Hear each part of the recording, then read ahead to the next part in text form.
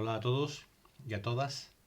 Espero que hayáis visto el vídeo anterior que os grabé y el que os pasé de YouTube, porque así queda claro cuál es el planteamiento del tema completo, cuáles son los fenómenos que estamos estudiando en este tema. Si recordaréis, vamos, si no lo habéis visto, mejor que lo veáis antes de ver este. Cuando lo hayáis visto, os recordaréis que acababa el vídeo diciendo que todos esos fenómenos que ocurrían cuando se acercaba o se alejaba un imán de una espira o se acercaba un circuito por el que pasaba corriente eléctrica a uno por el que no pasaba corriente eléctrica, eh, todas esas cosas que ocurrían, tenemos que encontrar un denominador común. Bien, y para poder encontrar ese denominador común, pues tenemos que recurrir a un concepto que hasta ahora no hemos estudiado, y que es el concepto de flujo. Y en concreto, nosotros vamos a centrarnos en el flujo del campo magnético, en el flujo magnético.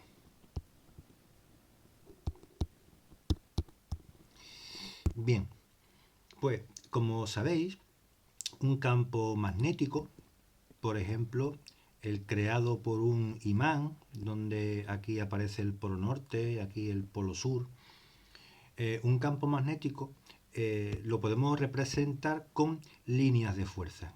De nuevo voy a pintar unas cuantas líneas de fuerza aquí de este campo magnético. Pinto unas cuantas. Así. ¿De acuerdo? Por aquí seguirían. Bien. Pues, si yo iría en este sentido, ¿de acuerdo? Si yo coloco una superficie, la superficie de una espira, la superficie de una espira, la espira es esta, pero yo voy a representar esta espira como si la viera desde este lado. Y entonces os voy a pintar a partir de ahora la espira muchas veces así, simplemente, ¿vale? Donde por aquí estaría la cara de la espira, ¿de acuerdo? La espira, como sabéis, o si no lo sabéis, yo os lo digo, simplemente es un hilo conductor cerrado. Un hilo conductor cerrado. Bien, voy a borrar esta parte de aquí para tener un poco la pizarra limpia. Bien, lo que voy a hacer ahora va a ser colocar la espira aquí en medio. Aquí. ¿De acuerdo? Si yo coloco la espira aquí, ¿qué va a ocurrir? Pues lo que va a ocurrir es que va a haber muchas líneas de fuerza del campo magnético que atraviesen la espira, pues así y así, ¿m? Así y así. Y estas en concreto no me van a interesar, porque estas son líneas de fuerza que entran por un lado y entran por aquí y salen por aquí, digamos. Pero va a haber líneas de fuerza que de forma neta, en este caso, atraviesen la espira. Es decir, pasen por aquí, entren por aquí, entren por aquí. Entonces, tenemos cuando una superficie cerrada está en el interior de un campo magnético, líneas de fuerza de ese campo magnético atraviesan la espira. Bien, pues este es el concepto de flujo magnético. Es las espiras que, perdón, las líneas de fuerza que atraviesan una determinada superficie. Bien, el campo magnético se representa, el flujo magnético se representa mediante la letra griega phi o psi, yo no sé cómo se llamará Esa la buscáis por ahí por internet, que seguro que la encontráis. Entonces, sí es, para empezar, una magnitud escalar. El flujo magnético es un escalar, no es un vector. Bien, eso es bueno. Sus unidades en el sistema internacional es el Weber. Y un Weber equivale a un Tesla por un metro cuadrado.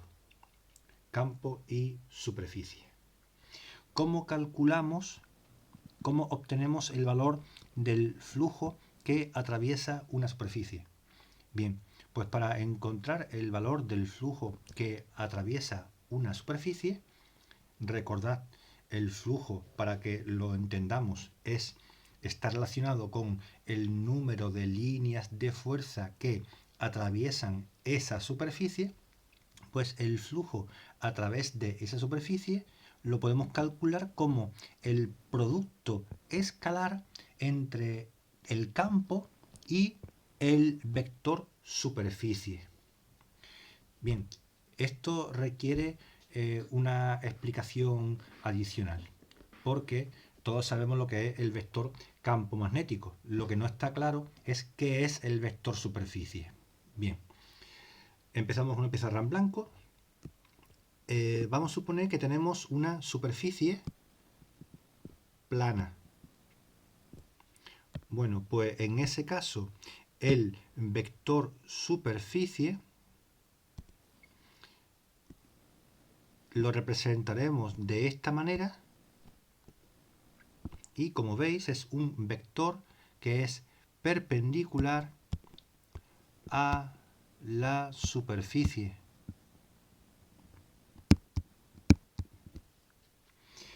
Y cuyo módulo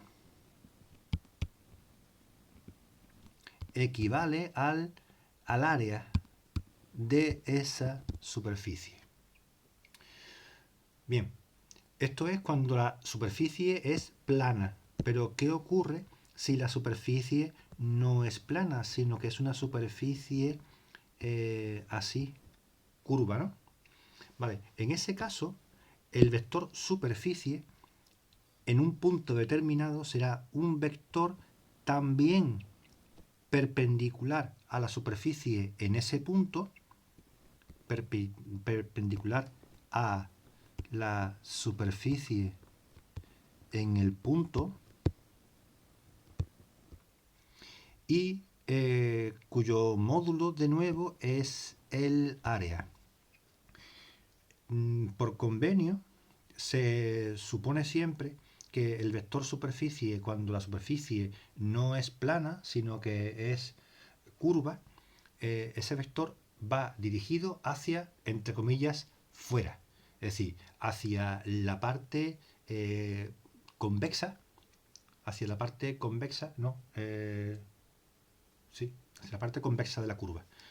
Bien, estamos otra vez con lo de convexo y cóncavo, ¿verdad? Bueno, espero que haya quedado claro el concepto de vector superficie, porque vamos a seguir retomando de lo que hablábamos, cómo se definía el flujo magnético. Recordad que se definía como el producto de B por S. Bueno, como todo producto escalar, esto se puede obtener como el producto del módulo del campo por la superficie por el coseno del ángulo que forma los dos. Por tanto, para que exista flujo,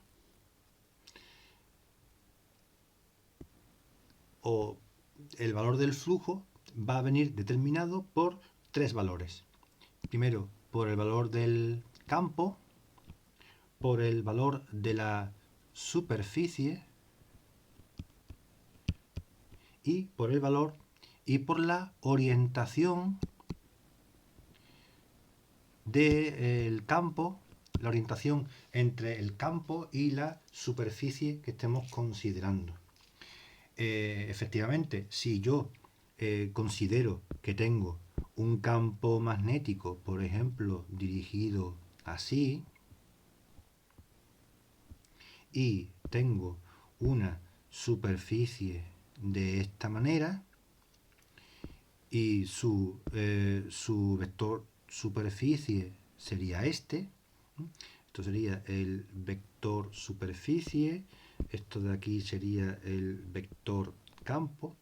Pues en este caso el flujo será simplemente B por S, porque en este caso el ángulo que forman los dos vectores es de 0 grados y el coseno de alfa sería 1. Bien, pero ¿qué ocurre si por el contrario tenemos un campo dirigido igual que antes en este sentido, un campo magnético dirigido en este sentido, pero nuestra superficie no está así, sino que está así? Entonces el vector superficie sería así. Y aquí sí que hay un ángulo entre el vector superficie y el vector campo. Sería este ángulo alfa. Por tanto, el flujo se va a ver influenciado por ese ángulo, y en este caso el flujo pues será B por S por el coseno de alfa. A ver, de alguna manera es como decir que cuando la superficie no está perpendicular al campo y por tanto su vector superficie es paralelo al campo, es como si el campo no viera toda la superficie, sino que viera nada más que una parte. Es algo así como mirar una ventana de frente o mirarla echándote a un lado en la habitación, o intentar meter un gol desde el punto de penalti, o intentar meter un gol desde la esquina del córner. Pues no lo mismo, porque no ves la misma cantidad de portería. Pues aquí ocurre lo mismo. Bien, hasta ahora hemos definido entonces lo que es el flujo magnético. Espero que haya quedado claro, y si no, como digo, el miércoles vamos a intentar tener una videoconferencia a través de Zoom. Recuerdo que simplemente tenéis que acceder a la página de Zoom Meeting. Entráis en la página, os tendréis que descargar la aplicación o el programa. La aplicación si usáis una tablet o o usáis el teléfono, o bien el software si usáis un PC. Y una vez que tengáis la aplicación o el software, pues yo os pasaré una ID de la reunión.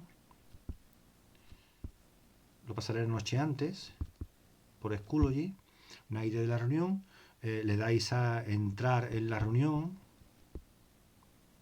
os pedirá la ID, entráis y ya está. No, yo voy a poner que no haya vídeo, solamente entraréis con el audio, y pues como se puede compartir pizarra y se puede compartir pantalla, pues puedo aclarar algunas dudas teóricas, ¿vale? Vamos a aclarar la teoría, no vamos a hacer todavía ejercicio, que los pediré más adelante, por ir con cierta tranquilidad.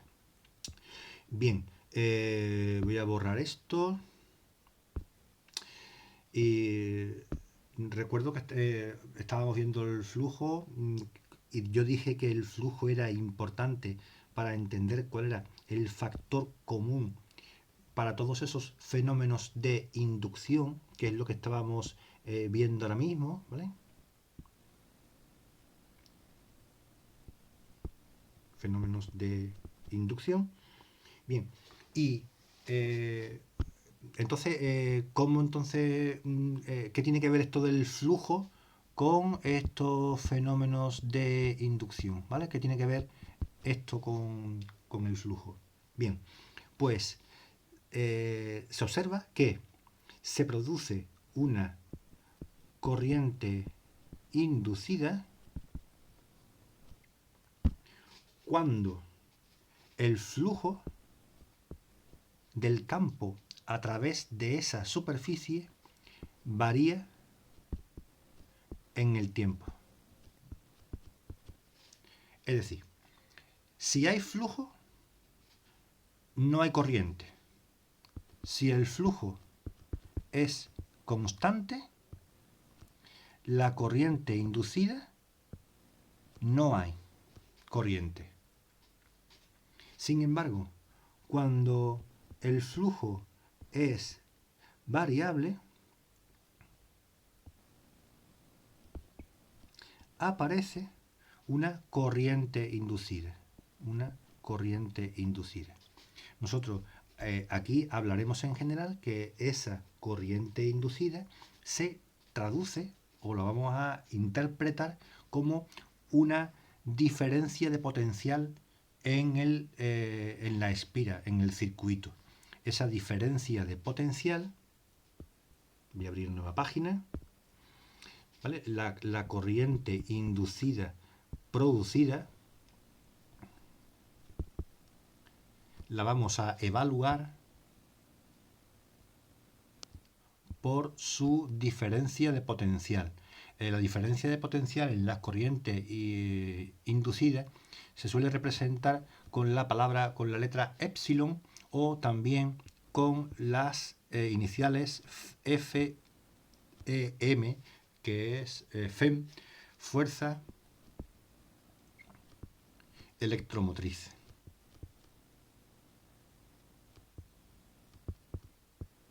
La fuerza electromotriz. Cuando hablemos de fuerza electromotriz, estamos hablando de la corriente inducida que se produce en un circuito debido a la variación del flujo, debido a la existencia de un flujo del campo magnético variable a través de ese circuito que tiene que ser cerrado. ¿De acuerdo? Bien, pues la ley que rige esa variación, la ley que nos da la fuerza electromotriz que se produce en un circuito cerrado por la variación del flujo magnético que lo atraviesa, es la ley de Faraday-Henry.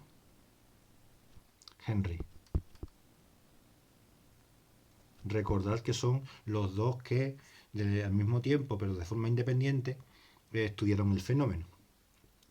Matemáticamente, esa fuerza electromotriz se calcula como la derivada del flujo en el tiempo. Es decir, esto es la derivada de una función en el tiempo, lo que nos dice es cómo varía ese flujo en el tiempo. Si la variación es constante, si la variación es uniforme, la fuerza electromotriz también se puede escribir como delta de phi partido por delta de t. ¿Vale? Cuando es uniforme.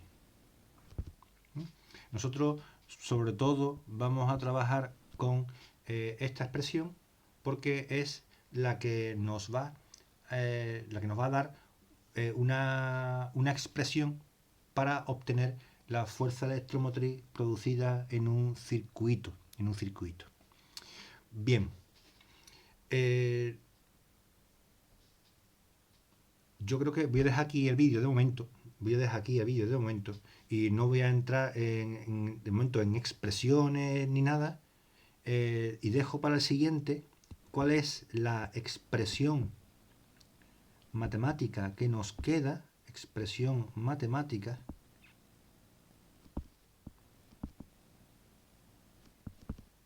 que nos queda.